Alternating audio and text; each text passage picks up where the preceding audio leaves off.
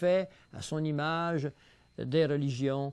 Et la vraie religion, donc, selon Dieu, n'a jamais pu nous être révélée avant que Dieu vienne sur cette planète en se faisant un peuple à lui, à lequel peuple il lui donnera la loi. Et ensuite, cette loi nous annoncera que Dieu viendra sous la forme d'un Messie, d'un Sauveur, et qu'il viendra nous donner son Fils Jésus afin que vous et moi puissions être sauvés. Ce sont là des calmants, ce sont là des thérapeutiques que l'homme n'aurait pu apporter parce que la Bible se démontre en elle-même comme étant vraie. Nous vous gardons ces éléments dans quelques instants où nous vous démontrerons comment Dieu a procédé de telle sorte que l'intelligence de l'homme puisse être touchée en vertu de son omniscience avec laquelle il a créé des circonstances, des occasions qui nous donneront de voir que Dieu est vraiment égal à lui-même et qu'il accomplit ses promesses. Et également, la Bible nous annonce quelque chose d'extraordinaire, un thème qui s'appelle la prophétie, et Dieu nous annonce d'avance ce qui allait arriver, et l'étude de la prophétie, maintenant que nous sommes à la fin du 2e millénaire depuis Jésus-Christ, la Bible nous annonce les événements qui allaient arriver à notre époque, les événements qui sont arrivés depuis l'arrivée des premiers prophètes, et l'étude de l'histoire nous amène non seulement à comprendre à quoi, mais nous amène avec certitude de l'assurance et les faits qui nous démontrent que la prophétie est vraie, elle est réelle, et ce que Dieu dit, il ne change pas ses décrets, et que ce que Dieu a dit, il le réalise. Dans des émissions ultérieures à celle-ci, vous aurez l'occasion de voir les études profondes de la prophétie. Vous pourrez savoir où nous en sommes dans le temps et dans l'espace, et quels sont les événements qui viennent sur ce monde qui n'a jamais été autant perturbé que nous le sommes maintenant. Je vais vous inviter maintenant à écouter avec moi un certain nombre de prophéties que Dieu a réalisées et qui ont été analysées par des spécialistes américains, professeurs d'université, dans un domaine peut-être nouveau sur notre planète que l'on appelle l'étude des probabilités. Mais au préalable, je voudrais vous parler d'un homme spécial qui s'appelle Ivan Panet. Ivan Panet est un professeur à l'université Harvard. C'est un professeur de mathématiques. Panet est nihiliste, c'est-à-dire qu'il nie l'existence de Dieu dans la nature, dans l'univers. Il est russe et il est athée, bien sûr. Et il passera plus de 50 ans de sa vie à rechercher et à prouver comment la Bible est fausse. Alors, c'était là tout un projet. Il ne savait pas, ce pauvre Ivan, qu'il s'attaquait à Dieu lui-même, à la crédibilité de Dieu. Mais Dieu, a le sens de l'humour, il s'est servi d'Ivan Panet pour lui faire découvrir ce que Panet concevra comme étant quasiment irréaliste, et il demandera à des confrères qui sont professeurs de mathématiques de vérifier ses travaux au bout de 40 ans, parce que Panet mourut en octobre 1942 et il y a laissé plus de 40 000 feuilles de travail, d'ouvrage. On dit que Panet en est devenu malade à faire ses recherches parce qu'il a découvert ce qu'il ne voulait pas être vrai. Il se convertira finalement. Il découvrit qu'il y avait derrière la Bible hébreu, telle qu'elle était écrite dans son texte initial, il découvrira une structure numérique qui le fascinera.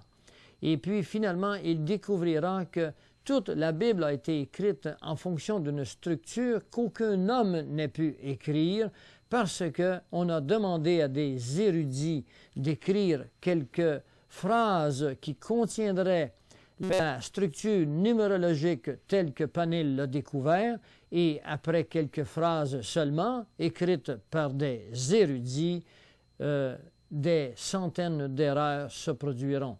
Donc, Dieu s'est servi de ce mathématicien pour démontrer qu'il est un grand mathématicien, au-delà de tous les mathématiciens.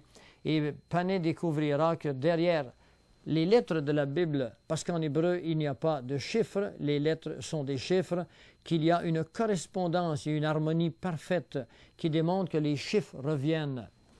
Plus tard, vers 1986 et 87 de notre époque, les savants de Tel Aviv, se servant des savants hébreux, des savants juifs qui sont des érudits de la Bible, de l'Ancien Testament, bien sûr, se serviront de ces documents de Panet. Ils se diront, si Panet a raison, alors nous allons demander à la Bible hébreu, de nous révéler d'autres choses. La compagnie IBM fera sur demande un ordinateur qui leur servira à normaliser leurs recherches. Ils demanderont à l'ordinateur de sortir une lettre à tous les sauts, de faire des sauts de lettres. Et on lui demandera à l'ordinateur de faire des sauts à toutes les 6 lettres ou à les 5 lettres, de sortir un nombre. Et lorsqu'ils prendront ces nombres et mettront un près de l'autre, ils se rendront compte qu'en les lisant, il y a là toute l'histoire de l'humanité, cette histoire de l'humanité en fonction du peuple juif. On y découvrira, par exemple, que la Bible contient le nom de Adolf Hitler. Pourquoi Adolf Hitler? Est-ce qu'il est une personnalité importante pour Dieu? Adolf Hitler, en tant qu'individu, était un homme qui avait droit au salut autant que vous et que moi. Dieu ne rejette jamais celui qui vient à lui. Ces paroles sont prononcées par Jean. Je ne mettrai à la porte celui qui vient à moi. Mais Hitler s'est retiré de la parole de Dieu et s'est fait un monde à lui et a attaqué le peuple juif. Et la Bible nous dit, dans la Genèse, que Dieu bénira les nations qui s'occuperont du peuple juif et non celles qui mettront à mort son peuple. Eh bien, Adolf Hitler est mentionné dans la Bible avec sa date de naissance et sa mort, avec les gaz que nous trouverons à Auschwitz, et d'autres très grands rabbis du cours des siècles sont nommés également dans la Bible, avec leur date de naissance et la date de naissance et leur mort. Alors, ce sont que quelques faits que je tiens à vous mentionner afin que vous sachiez que, oui, effectivement, il existe dans ce monde des choses qui sont fantastiques, c'est-à-dire qui dépassent la réalité du quotidien et de chaque jour. Mais nous devons nous intéresser à ces choses parce qu'elles sont le soutien de l'âme. Le quotidien, les émotions de notre vie habituelle sont inhabiles à satisfaire vraiment le cœur de l'homme, parce que l'homme cherche plus grand que lui-même et il le trouve dans la Trinité, il le trouve en Dieu, il le trouve en Jésus-Christ. Maintenant, puisque nous vous avons exposé ce que Panet a découvert, ce que les savants d'Israël ont découvert, nous voulons vous laisser savoir que ces documents existent et que vous pourrez bien sûr vous les procurer, probablement en nous écrivant à l'heure juste, à plein feu sur l'heure juste, à l'adresse qui apparaîtra. Nous vous invitons à le faire et moyennant une somme minimale de 5 $ plus les frais de poste, nous vous ferons parvenir ces documents.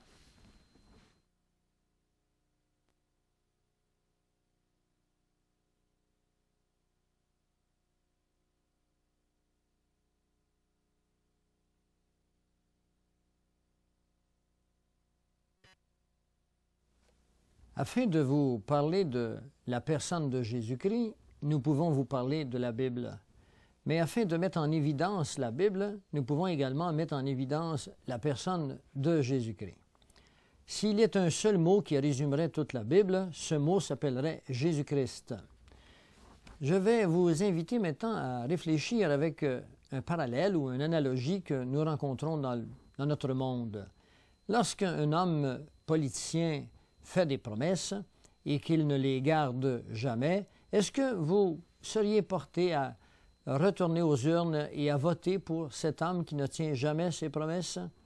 Est-ce que lorsque vous rencontrez quelqu'un qui vous ment d'une façon régulière, vous auriez foi en cet homme? Eh bien, Jésus a vécu l'expérience de cette crédibilité. Et pour ce faire, je voudrais vous présenter maintenant un ensemble de promesses qui a été fait dans l'Ancien Testament et qui se réalise dans le Nouveau Testament, dans la personne de Jésus-Christ. Si, par exemple, vous rencontrez quelqu'un qui vous dit que demain, à telle heure, il va neiger entre 2h20 et 3h moins un quart, et ensuite le ciel va se couvrir et qu'il va pleuvoir, et que vous remarquez le lendemain matin que ces choses sont arrivées exactement au moment précis qu'il l'a dit, eh bien, vous seriez de nature à penser que ce prophète, cette personne qui annonce des choses d'avance, doit sûrement posséder une science qui soit capable de lire dans le futur. Eh bien, Jésus possédait cette science parce que Jésus est Dieu. Et Dieu seul ne vit pas dans le temps. Dieu seul est capable de faire de telles prédictions. Je vous invite à lire Isaïe 46 et qui vous dira que je vous ai annoncé toutes choses d'avance. Je vous inviterai également à aller dans Marc 13 au verset 23. Il nous dira « Je vous ai annoncé tout d'avance, soyez sur vos gardes ». Eh bien, pour ce qui concerne la parole de Dieu, afin que vous et moi ayons la conviction que la parole de Dieu est vraie, il est bon d'analyser ce que l'auteur de la parole de Dieu nous a dit dans le passé, qui se réaliserait dans le futur, et que nous puissions de fait, c'est-à-dire par la vérification historique, nous rendre compte que ce Dieu qui s'appelle dans son incarnation Jésus, Jésus le Christ, c'est-à-dire le oint, celui qui viendrait manifester Dieu dans tout son amour, toute sa puissance, toute sa justice sur notre planète, que ce qu'il nous a annoncé est arrivé. Alors je vous invite, afin que ce Jésus puisse avoir de la crédibilité à vos yeux, à investiguer la parole de Dieu. Pour ce faire, je vais vous présenter 11 prédictions qui ont été faites dans l'Ancien Testament et au minimum 400 ans avant que Jésus vienne sur cette planète. Et je vous présenterai maintenant leur accomplissement ou leur réalisation dans le Nouveau Testament. La première prophétie fut donnée sur la naissance, le lieu de naissance de Jésus-Christ, naissance de Jésus à Bethléem. Eh bien, vous verrez cela dans Michée, le prophète Michée, au verset 1. Il nous a dit « Et toi, Bethléem Ephrata, petite entre les milliers de Juda, de toi sortira pour moi celui qui dominera sur Israël et dont l'origine remonte aux temps anciens, au jour de l'éternité. » Il est question ici d'au jour de l'éternité, que celui qui viendra à Bethléem n'est donc pas un homme quelconque. Aucun homme que je connaisse a des origines qui remontent au jour de l'éternité. Ceci s'est accompli dans Matthieu, au chapitre 2, au verset 1.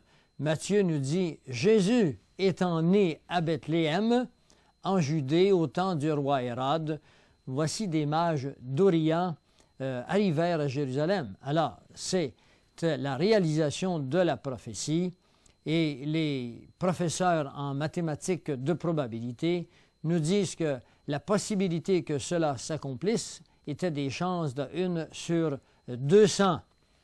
La deuxième prophétie s'est réalisée 750 ans avant Jésus-Christ. C'est une prophétie qui est faite par le prophète Isaïe. C'est que Jésus serait précédé par un messager.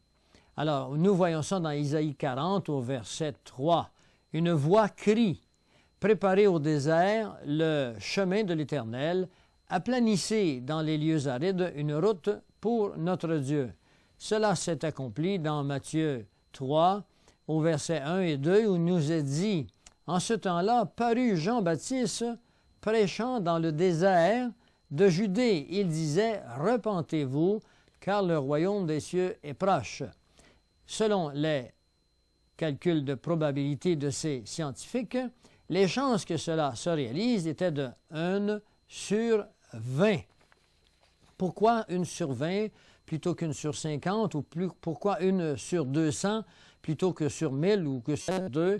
C'est parce qu'on estime que du temps où Jésus est venu, il y avait en Judée, il y avait en Israël à peu près 200 villes, petites villes, semblables à celles de Bethléem Alors, il aurait pu naître n'importe où, mais il est né dans celle-ci, celle-là qu'il avait prédite lui-même. La troisième prophétie se passe avec le prophète Zacharie 9, au verset 9. Il nous est marqué, il nous est dit qu'il entrerait à Jérusalem sur un âne. Alors, il nous est dit ceci, « Sois transporté d'allégresse, fille de Sion, c'est-à-dire le peuple d'Israël, pousse des cris de joie, fille de Jérusalem, voici ton roi vient à toi, il est juste et victorieux, il est humble et il est monté sur un âne, le petit d'une ânesse. » Et si vous allez dans Luc, au chapitre 19, les versets 35 et 37, il vous dira, « Et ils amenèrent à Jésus l'ânon sur lequel ils jetèrent leurs vêtements et ils firent monter Jésus. » Alors, une chance sur 50 que cela se réalise. La quatrième prophétie remonte maintenant dans les psaumes. Les psaumes nous disent que Jésus serait trahi par un ami. Alors, le psaume nous dit « Celui avec qui j'étais en paix livre le talon contre moi. » Alors, son accomplissement se retrouve dans Matthieu 26, les versets 47 à 50. Il nous a dit, au verset 50, Jésus lui dit, « Mon ami, ce que tu es venu faire, fais-le. » Alors ces gens s'avancèrent, mirent la main sur Jésus et le saisirent. Je vous invite à lire ces versets 47 à 50. C'est évidemment Judas qui trahira Jésus et que nous retrouvons dans le psaume 41 au verset 10. Les chances étaient de 1 sur 10 selon les calculs des probabilités. La cinquième prophétie nous dit qu'il aurait les pieds et les mains percés. Alors cela s'accomplit 1000 ans avant Jésus-Christ. Ce n'est pas tout le monde qui peut prédire des choses 1000 ans avant leur accomplissement. Il nous a dit ceci au verset 16 de Psaume 22, « Ma force se dessèche comme l'argile, et ma langue s'attache à mon palais. Tu me réduis à la poussière de la mort, car des chiens m'environnent, une bande de scélérats rôde autour de moi, ils ont percé mes mains et mes pieds. » Et ceci s'accomplira dans Luc 23, au verset 23. Ils demandèrent qu'il fût crucifié. Pilate demanda que cela soit fait. Et nous savons que la crucifixion de l'époque de Jésus incluait qu'on perce mains et pieds. Les chances, selon ces professeurs, sont de 1 sur 100. La sixième prophétie, qui se fait plutôt 750 ans avant Jésus-Christ, nous dit ceci. C'est dans Isaïe 53, au verset 5, qu'il serait blessé et qu'il serait fouetté par ses ennemis. La prophétie dit ceci. Mais il était blessé pour nos péchés, brisé pour nos iniquités. Le châtiment qui nous donne la paix est tombé sur lui, et c'est par ses meurtrissures à lui, que nous sommes guéris. Et dans Matthieu 27 au verset 26, nous voyons son accomplissement. Alors Pilate leur relâcha Barabbas, et après avoir fait battre de verges Jésus, il le livra pour être crucifié. Les chances ici étaient de 1 sur 25. La septième prophétie, 520 ans avant Jésus-Christ, qu'il serait vendu pour 30 pièces d'argent. Imaginez, 520 ans avant que Jésus vienne, quelqu'un dit, le prophète Zacharie, au chapitre 11, le verset 12, « Je leur dis, si vous le trouvez bon, donnez-moi mon salaire, sinon ne le donnez pas. » Et ils pesèrent pour son salaire 30 cycles d'argent. Cela s'accomplit dans Matthieu 26 au verset 15. Il est dit, « Que voulez-vous me donner? Et je vous le livrerai. » Et ils lui payèrent 30 pièces d'argent. Les professeurs de mathématiques de probabilité, ayant tout calculé les chances, considèrent que les chances n'étaient pas plus de 1 sur 100. Nous sommes rendus à la 8e prophétie. Il est dit dans Isaïe 50 au verset 6 qu'il serait battu et qu'on lui cracherait au visage. Alors la prophétie va comme ceci. Il a dit, « J'ai livré mon dos à ceux qui me frappaient, et mes joues à ceux qui m'arrachaient la barbe. Je n'ai pas dérobé mon visage aux ignominies et aux crachats. » Eh bien, ceci s'accomplira dans Matthieu 26, au verset 67, plusieurs années après, plusieurs siècles après. On dira, là-dessus, ils lui crachèrent au visage et lui donnèrent des coups de poing et des soufflets en disant, « Dis-nous qui t'a frappé. » Autrement dit, on jouait avec lui. Les chances ici étaient de 1 sur 10. La 9e prophétie, elle va comme ceci, son argent de trahison tiré dans le temple pour le potier. Et c'est le prophète Zacharie, au chapitre 11, le verset 13, qui nous annonce cela. Il nous dit, « L'Éternel me dit, jette-le au potier, ce prix magnifique auquel ils m'ont estimé. Et je pris les 30 sicles d'argent et je l'ai jeté dans la maison de l'Éternel pour le potier. » Cela s'accomplit dans Matthieu 27, entre les versets 5 à 7. Il est marqué « Judas jeta les pièces d'argent dans le temple, se retira et alla se pendre. Les principaux sacrificateurs les ramassèrent et ils dirent « Il n'est pas permis de les mettre dans le trésor sacré, puisque cela est le prix du sang. » Et après en avoir délibéré, ils achetèrent avec cet argent le champ du potier pour la sépulture des étrangers. Les chances n'étaient que de 1 sur 200. La 10e prophétie, qu'il serait silencieux devant ses accusateurs. Isaïe 53, 7. Il a été maltraité, il a été opprimé, il n'a pas ouvert la bouche.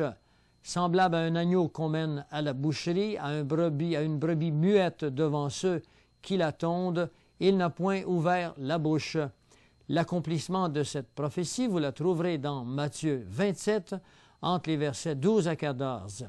Il est dit ceci, « Mais il ne répondit rien aux accusations des principaux sacrificateurs et des anciens. » Alors Pilate lui dit, « N'entends-tu pas de combien de choses il t'accuse? » Et Jésus ne lui donna de réponse sur aucune parole, ce qui étonna beaucoup le gouverneur. Les chances étaient de 1 sur 100. La 11e prophétie, qu'il serait crucifié avec des voleurs. Et c'est Isaïe 53 au verset 12. Il nous a dit, « C'est pourquoi je lui donnerai sa part avec les grands, il partagera le butin avec les puissants, parce qu'il s'est livré lui-même à la mort, parce qu'il a été mis au nombre des malfaiteurs, parce qu'il a porté les péchés de beaucoup d'hommes et qu'il a intercédé pour les coupables. » Ceci s'accomplit en Matthieu 27, le verset 28. « Avec lui furent crucifiés 2 brigands, l'un à droite et l'autre à sa gauche. » Les chances sont de 1 sur... Et si vous prenez ces 11 prophéties, et il y a plus de 300 prophéties comme celle-là qui se sont réalisées au moment même où ces prophéties ont été prophétisées, ont été dites des siècles au préalable, dans les circonstances, dans le contexte que les prophètes les avaient révélées. Les chances sont de 1 sur 10 à la puissance 19 que Jésus ne soit pas celui qui a été prédit dans l'Ancien Testament. Maintenant, votre intelligence à vous et la mienne ont besoin parfois d'autres exemples pour comprendre l'amplitude de cette prophétie. Parce que si vous êtes comme moi, mon cerveau mathématique a des limites assez près les unes des autres. Eh bien, prenez l'État du Texas, emplissez-la de pièces de $1, une hauteur de 2 pieds sur toute l'étendue du Texas, et qu'on prenne une seule pièce, qu'on y perce un trou, et puis qu'on aille placer cette pièce quelque part dans ces 2 pieds d'épaisseur de ces milliards de pièces, et que quelqu'un, les yeux couverts, maintenant a ordre d'aller chercher cette une pièce sur ces milliards de pièces qui couvrent tout l'État du Texas d'une épaisseur de 2 pieds, et il devra la trouver du premier coup. Et les chances sont comme celle-là que Jésus ne soit pas le bon Jésus. En d'autres termes, ce que la prophétie vient de nous démontrer, c'est que Jésus était celui qui était annoncé. Il n'y a pas de chance qu'il ne soit pas le bon et qu'il ne soit pas le vrai. Et Jésus a tenu ses promesses, et à cause de la crédibilité de ses promesses, nous pouvons être certains que la Bible, qui contient toute la parole de Dieu, soit absolue, authentique et qu'elle soit fiable. Et si la Bible est fiable, cela pose un problème immense pour vous et pour moi. Et ce problème, c'est celui-ci. Qu'allons-nous faire de ce Jésus qui nous est révélé dans sa parole?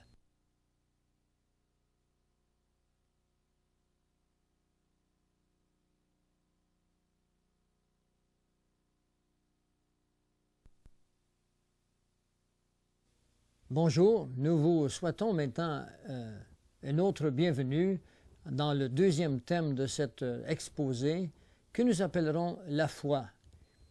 La Bible nous invite à croire en Dieu. Et comme nous ne voyons pas Dieu sur la rue, on ne lui donne pas la main aussi facilement qu'on la donne à un ami, eh bien, nous devons concevoir Dieu dans notre esprit, dans notre cœur, dans nos émotions. Et l'ensemble de ce concept a un nom particulier qu'on appelle la foi en Dieu. Avant d'élaborer davantage sur ce qu'est la foi, ou la foi chrétienne, je vous invite à venir avec moi et à demander à la parole de Dieu de nous définir ce qu'est la foi. Et nous pourrons par la suite analyser davantage, avec plus de précision, si oui ou non, vous avez et moi, si nous avons ensemble la vraie foi, celle que Dieu nous demande d'avoir. La définition de la foi selon Hébreux 11 au verset 1 est la suivante. La foi est une ferme assurance des choses qu'on espère, une démonstration de celles qu'on ne voit pas. Et le chapitre 11 au complet vous démontre tous ces personnages de l'Ancien Testament qui, par leur foi, ont été imputés à justice leur salut et d'autres événements importants qui ont démontré qu'ils ont agi sur la foi. La foi implique que l'esprit entrevoit ce qui n'est pas visible à l'œil.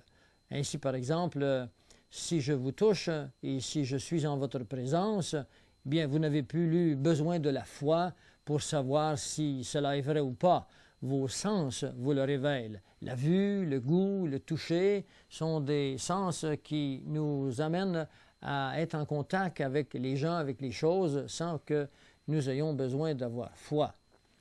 Eh bien, la question qu'on doit se poser, est-ce que tout le monde a la foi?